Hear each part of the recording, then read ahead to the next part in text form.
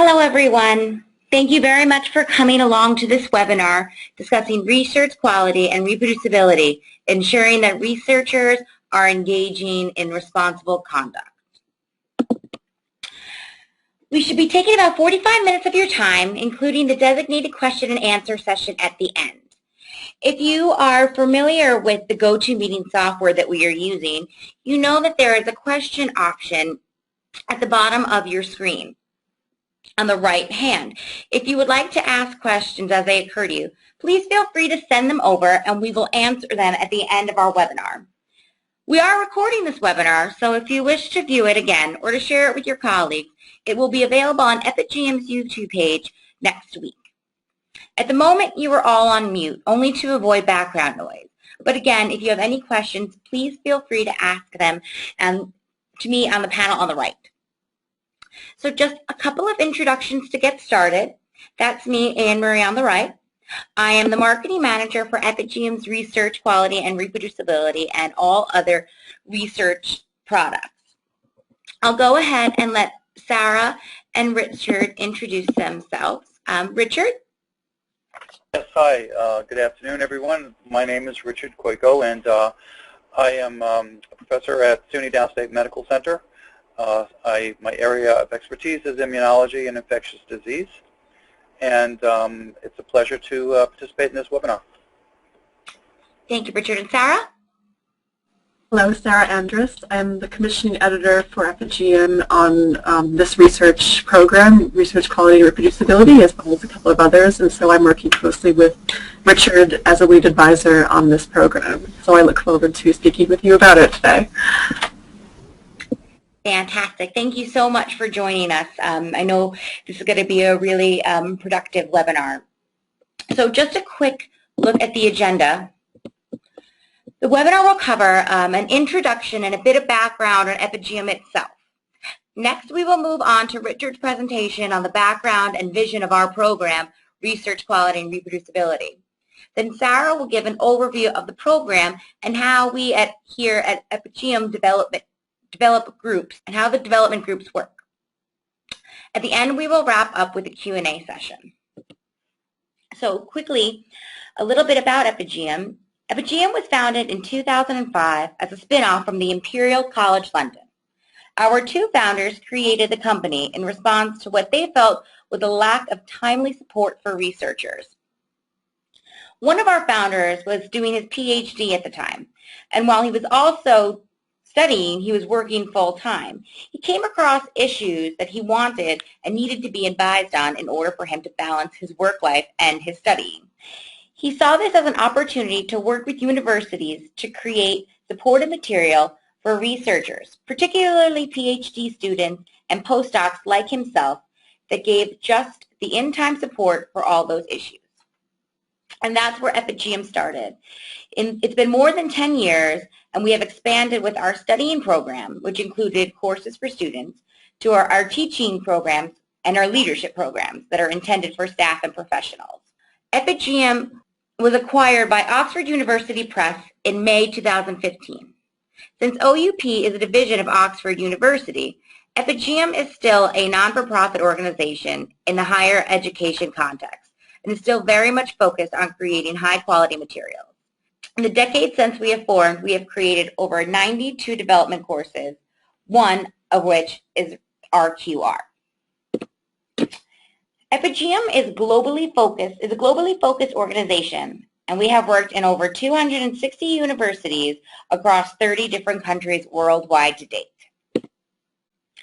I'd like to briefly touch on the implementation of how our courses can be used at your institution. Firstly, it can be used as a standalone academic course. You can supply the students with an online multimedia-rich course immediately at the time and the place they need it. This would be in a self-study mode. The advantage here is that you can make the course quite personal and release training on demand, so this is the most flexible option of the three. Secondly, we have an option for tutor-sponsored online courses. There is plenty of supplementary material available as part of each course, which can be used by tutors to enhance the course. Tutors can be used to provide feedback that cannot be provided by computers. They can work on community-based features, give motivational messages, etc. So there's a whole tutoring side to the course that can be used if you have the tutors.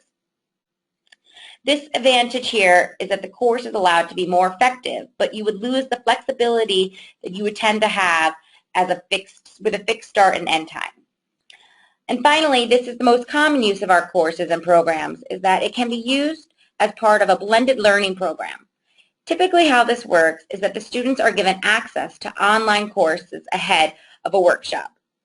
And then the workshop would really focus on consolidation and application of the material. This is considered to be maybe the most effective pedagogically, but also the least flexible. Thus, you have a spectrum here from the most flexible to the most pedagogically effective. So you can implement the course in all three modes at once. Together, these three methods of implementation provide you with quite an armory to get the students the support and knowledge they require. Now that we do have a bit of background on Epigeum, I'd like to turn it over to Richard. Thank you, Anne-Marie, and thank you all for attending. I wanted to just provide a little more context for how I became involved in this project. Several years ago, some of the people who work for Epigeum were doing a survey of investigators. I happen to have been involved with a publishing effort, and one of the people at Epigeum worked for the publisher, and so I was asked if I would be interested in participating in and facilitating a survey about the workflow of investigators and discussing some of the pain points experienced at different levels of training and actually working as a research scientist. And so we brought together a number of different individuals at my university, ranging from technicians up to principal investigators, and a survey was carried out, and in the end, lots of information was obtained. One of the things that I continued to advocate for was standardization of training. We are a group of professionals that have to take all sorts of courses, certification courses, if we are to carry out research activities. And so if you're, for example, a scientist in the biomedical field and you work with human subjects, of course you have to have training in the ethical and safe use of human subjects. If you work with animals, similarly you have to have training in the humane and ethical care and use of animals and so on. One of the areas that clearly lacked any standardization with respect to training had to do with research quality and reproducibility. I've personally been very fortunate to have been trained with mentors and in laboratories where there was great attention paid to this area. But I think anyone who is in this field and works in the trenches will agree that it's not consistently done, and if it's done in different ways with various outcomes, and so the utility of the training is somewhat questionable. And in addition, the growing concerns about the reproducibility of published research highlights the need to have some standardization of training. So when Epigeum asked me to serve as a lead advisor for this program, I was very enthusiastic about the project and said yes. So the objective, as shown on this slide, of this program is to ensure that researchers learn and maintain good research habits throughout their careers and throughout their training to enable better outcomes for research reproducibility. And quality assurance, of course, is always an imperative. But again, with respect to quality assurance, there are lots of shortcuts that we use nowadays to get things accomplished in the laboratory, and often they involve using kits, and we, I think, are woefully unprepared for providing all of those quality assurance checkpoints. We rely on vendors who produce these kits to help us document that the reagents that were being used are current, they're active, and so on. But there has to be some attention paid to troubleshooting when things don't work, and you can't always assume that they will just because the vendor is producing a product that has an expiration date that, let's say, is out 3 months from today. The other objective is to support, as it's defined here, the career arc of a researcher. And this is really where we get down into the weeds of what's really needed to help individuals with their careers at the earliest stages and when they're independent, and sometimes even after they move on and become administrative professionals. So this is a slide that illustrates what the career arc of a researcher might look like. It's pretty conventional in the sense that it starts, of course, with undergraduate training. Students become interested in doing research, and in my case, I became interested in biomedical research as an undergraduate. And the next step for such individuals, of course, is to start training, and that's often done within graduate programs, PhD programs, and other programs, followed by postdoctoral experience, and moving on to becoming either a junior faculty member or staff scientist, and ultimately a principal investigator or chief scientist working in industry. Those are the most research-intensive phases of the arc, that is from postdoc through principal investigator, and even grad students as well. And this is where I think Epigeum is aiming to help fill a gap in providing all levels of research investigators with some very specialized and standardized material to enforce and reinforce the important need for learning about how we define research quality and what reproducibility means and what the needs are for reproducibility. So in a recent survey that was carried out and it was published in Nature, more than 1,500 people participated, and the question, one of the questions they were asked was, is there a reproducibility crisis? And as you can see in this slide, the overwhelming answer was yes. More than 50% said yes, and some people, well, 38% said there was a slight crisis. I'm not quite sure what slight means, but they acknowledged there is a crisis. And only a very small minority answered that there was no crisis, and some said they didn't even know. In the same study, people were asked, have you established procedures for reproducibility? In other words, do you have a program in place, either within your own laboratory, your department, perhaps your institution, where everyone can be exposed to the same principles to guide them in areas related to research reproducibility? And I would hasten to say that this includes the subject of quality in research as well. And as you can see in this slide, the same population of more than 1,500 researchers who were surveyed answered this question in a very interesting way. About a third of them said that they don't have any procedures in place. And that's really alarming, in my opinion. Some of them answered, a quarter of them answered that there were procedures in place since they started their own labs, and another third said that they had initiated the development of procedures within the past 5 years or so, and a small percentage of them were more than 5 years ago. So this is clearly not an even landscape, and I think it points to the need to pay attention to what the imperatives are for developing programs and enabling this group of stakeholders to understand what the imperatives are for reproducible research and how we can improve in what we publish as reproducible findings. One of the people interviewed, participated in the survey, was from the University of Wisconsin, and I took a quote from her in the survey, and she said, "Everyone is stretched thinner these days. Boy, is that true. And the cost extends beyond any particular research project. And so if graduate students train in labs with senior members have little time for their juniors, meaning for their grad students and postdocs, they may go on to establish their own labs without having a model for how training and mentoring should work. And they'll go off and make things worse." And that's, I think, something that we need to think about because I think it's quite true. It rings true in many ways. We are living in an era where the end game is productivity.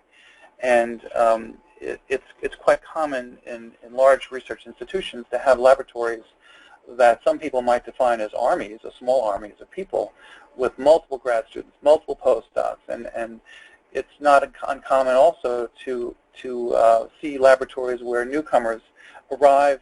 They're given someone to work with, perhaps it's a postdoc, and they hit the road. They just get going with the project, and a lot of things are assumed to be taught, and they're not.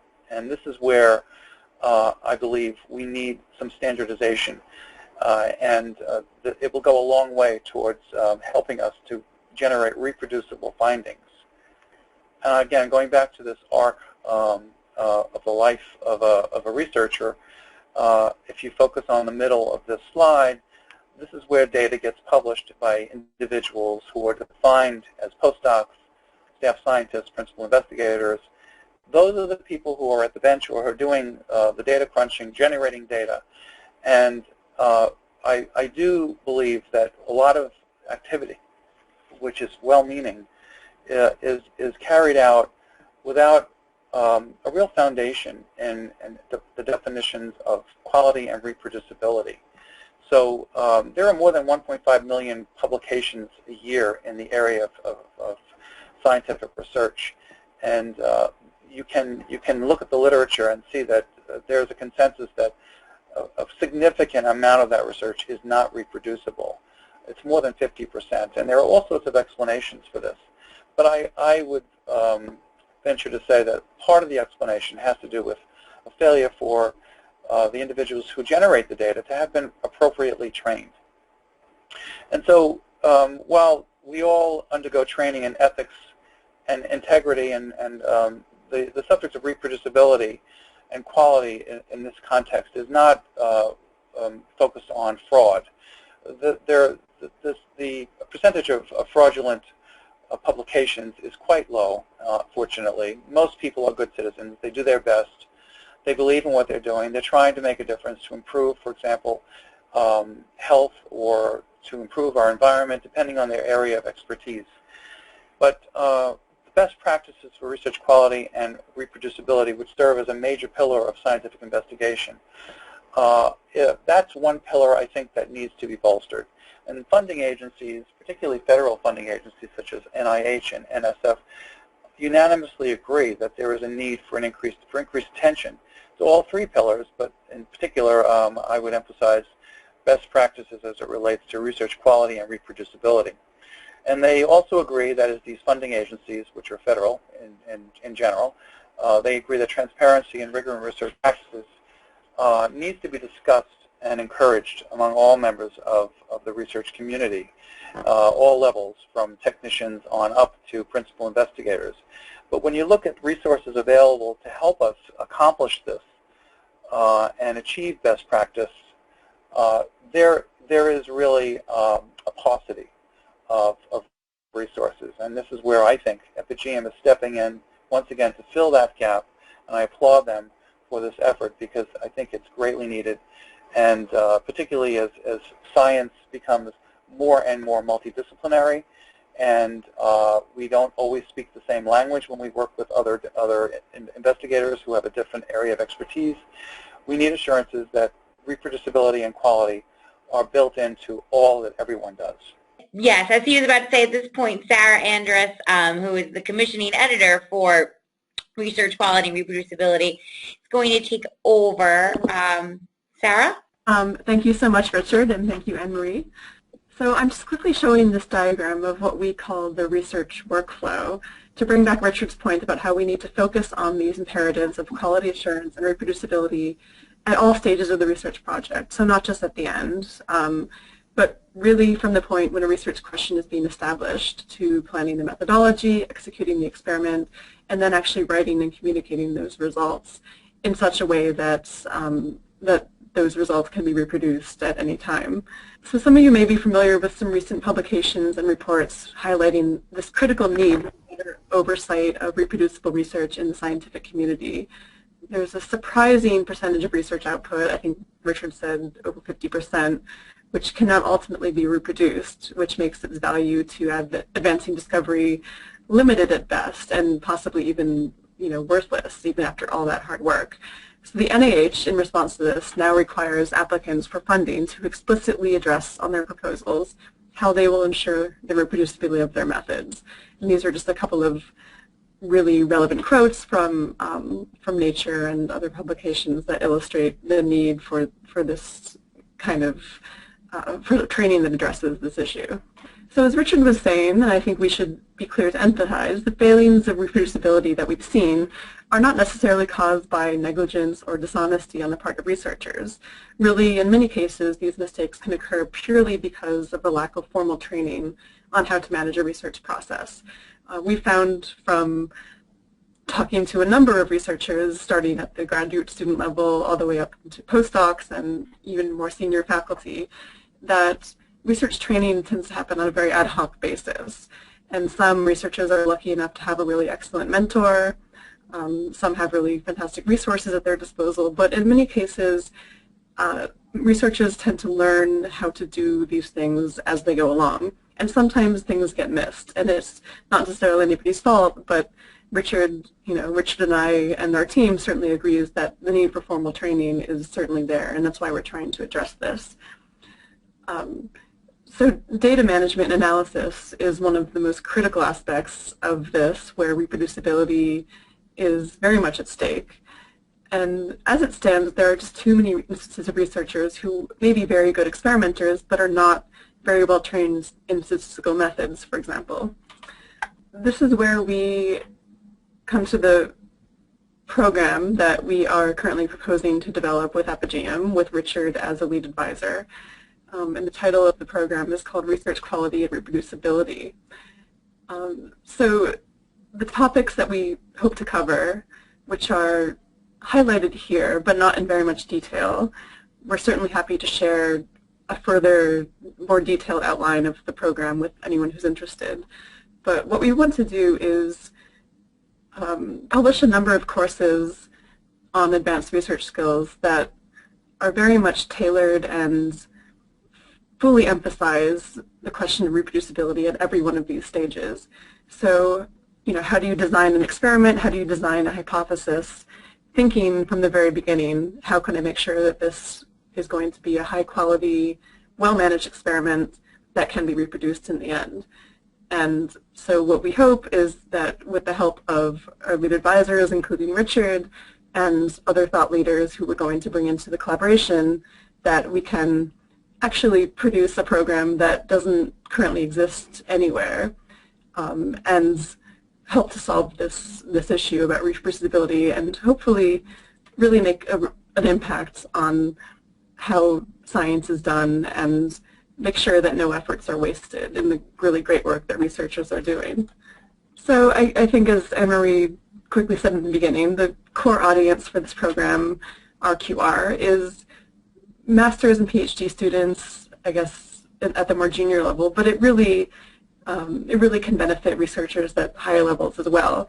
Maybe researchers who have really solid experience in some areas of research, but may need a little bit more formal training in some other areas. And so, the way that we publish and produce our courses at Epigeum is to make them very modular, so that we know one size doesn't fit all. And so if a researcher, for example, is really, really clear on things like conduct and safety and using lab animals and other areas, but might need a little bit more brushing up on some other aspects of research.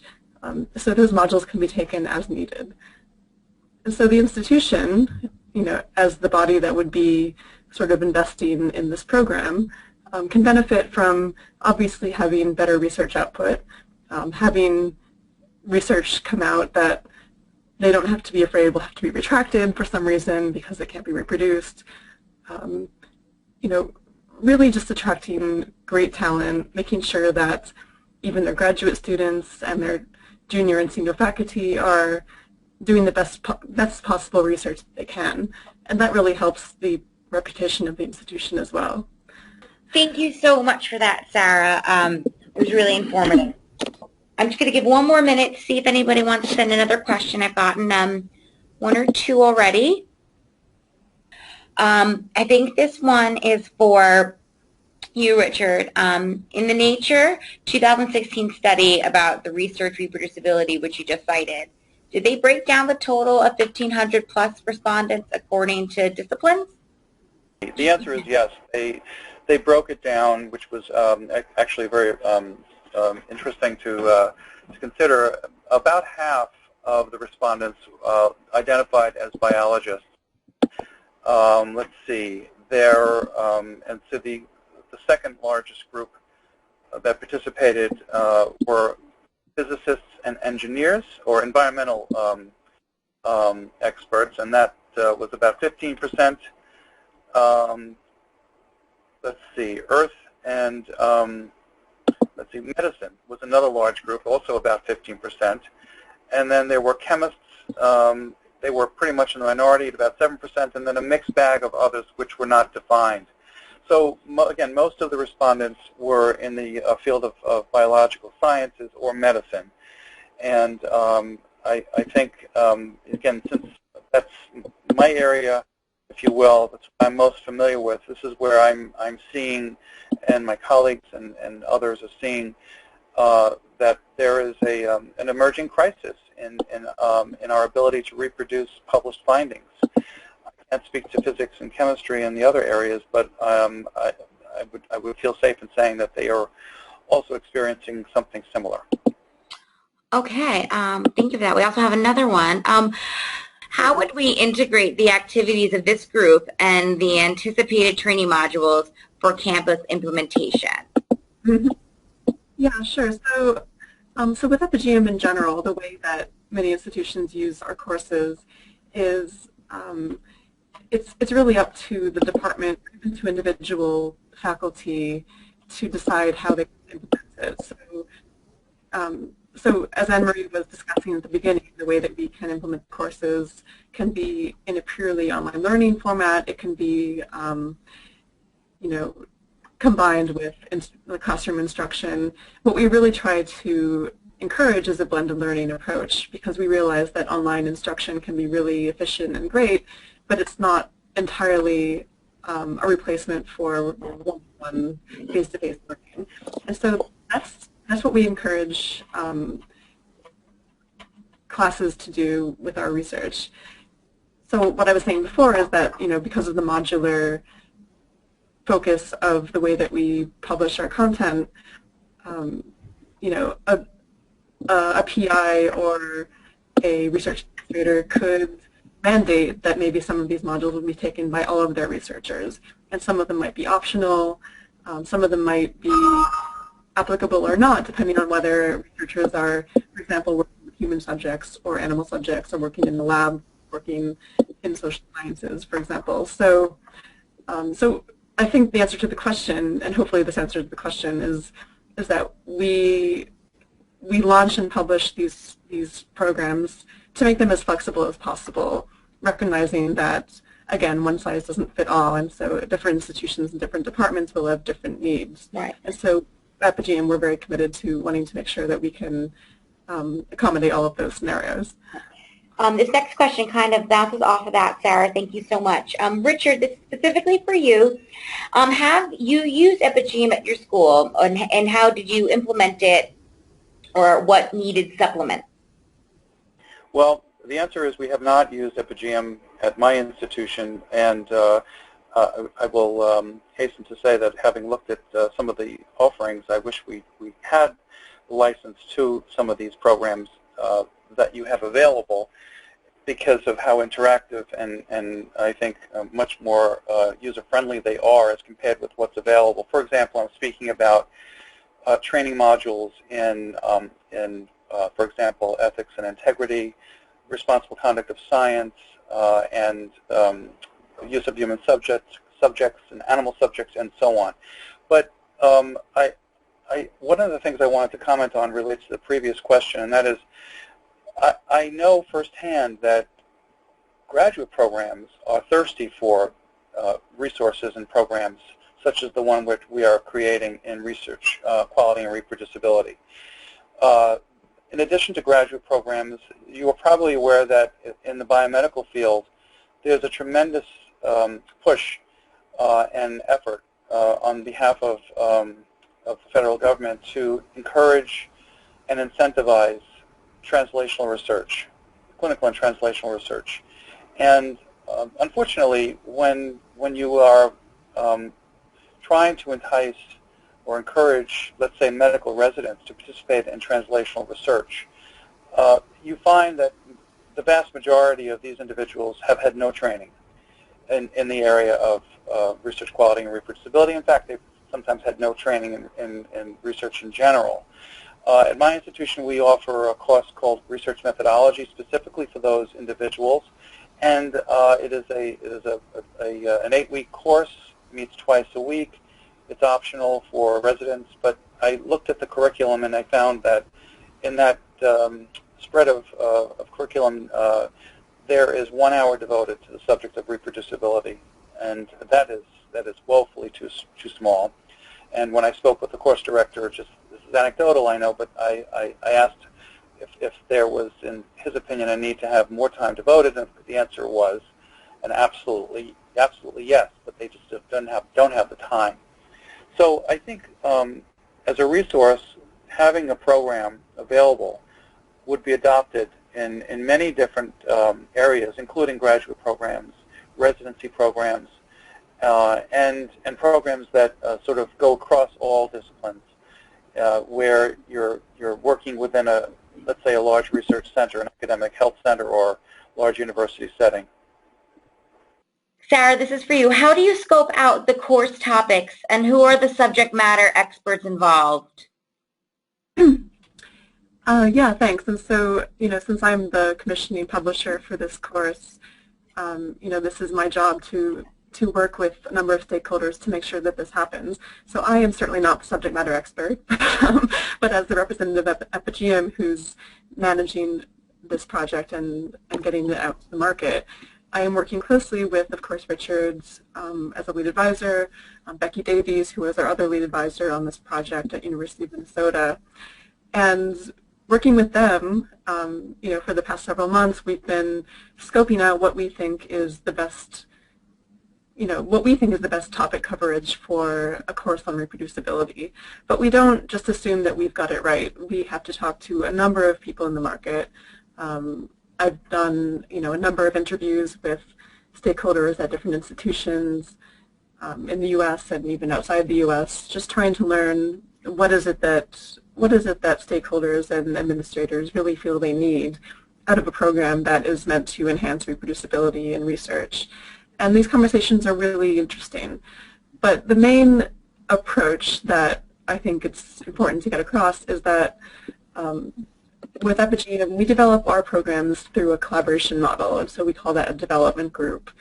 And so we don't actually create these courses until we have a number of universities signed up to collaborate with us, to kind of co-invest in this project with us, come together and have a kickoff workshop, and then we'll actually start talking and debating and making sure that everyone's voice is heard, so that really we defer very much to the actual institutions and those who are actually going to be using this program day to day on what actually they want to see.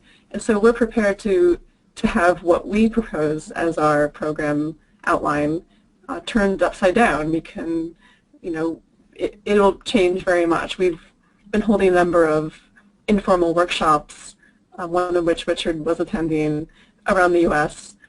Just for this, just to start talking to university representatives about this program and what they'd like to see out of it. And so this list of topics has been iterated quite a bit, and it gets better every time we have a conversation. So I look forward to moving forward with this and getting some collaboration on board. And so hopefully, if any of you who are listening who might be interested in joining our collaboration, I really encourage you to get in touch with me or with Anne-Marie, and we can continue that conversation. Okay, fantastic. It's more of a comment, and the next I'll go on to the contact information. Okay, so it appears that the first strategy for this program is creating university policy or focus on students. basically, should we focus on implementing training on students? And he's asking this as a research integrity officer. I see. Okay. I think it starts with training of students, but you would I think you'd be surprised to know that when you ask junior faculty, I'm talking about assistant professor level and postdocs, what they know about these topics of research quality and reproducibility is quite limited. They'll often tell you, well, you have to do a statistical analysis of data, and when you probe further, they'll often give you answers that point you to other individuals. Well, I rely on a statistician to help me with that, or my mentor told me to do it this way, and my previous mentor taught me to do it that way. So again, much of it is ad hoc. So I think the training should be aimed at levels starting with students, and in addition, I think it wouldn't hurt even for some principal investigators to be willing to avail themselves to training, and I think there would be many aha moments if they were to do that. How would you suggest we gain their attention to raise the priority that causes them to want training? Well, I think one of the things that always gets their attention is a shift in requirements for applications to funding agencies, and that's sort of the stick approach as opposed to the carrot approach, but if you will. But we are now seeing these requirements, as Sarah noted earlier, coming out of NIH and I believe NSF as well. They want individuals who are submitting applications to address the subject of quality and reproducibility, and we need tools. We need tools to help us answer those questions in a very formidable way. And I think creating a robust course that points to all the imperatives that have to have attention when you're planning to launch a project, let alone when you're performing a project, is the way to get these answers in the most direct way. Would it be ideal to mandate that all PIs are required to take RCR training, or just NIH and NSF funded investigators? Well, having served as the institutional official for research for a number of years, I want to say yes, but on the other hand, as a faculty member and a person who is in the same boat as everyone else who has to take a number of certification courses, I would hedge a bit. I think this should be encouraged strongly by institutions, and it only behooves the laboratory or the group of researchers who are trying to accomplish something to answer important questions to have this training. And so I think, yes, it would be wonderful if everyone was required to do this, but I'm not sure that we can ever accomplish that, but I think it should be strongly encouraged, and I think we're hearing that message from the federal government. I want to thank you all for participating in this webinar for research quality and reproducibility. As you can see on the screen, we have the information for info@epigeum.com and also for Sarah Andrus if you have any questions on the development group. So just to remember, we will be sending out a recording of this presentation so you can share it with the relevant colleagues who may find it of interest. Thank you so much for attending this webinar, and thank you to all of our speakers, Richard and Sarah. I hope you have a nice rest of the day, and we look forward to hearing from you. Thank you so much.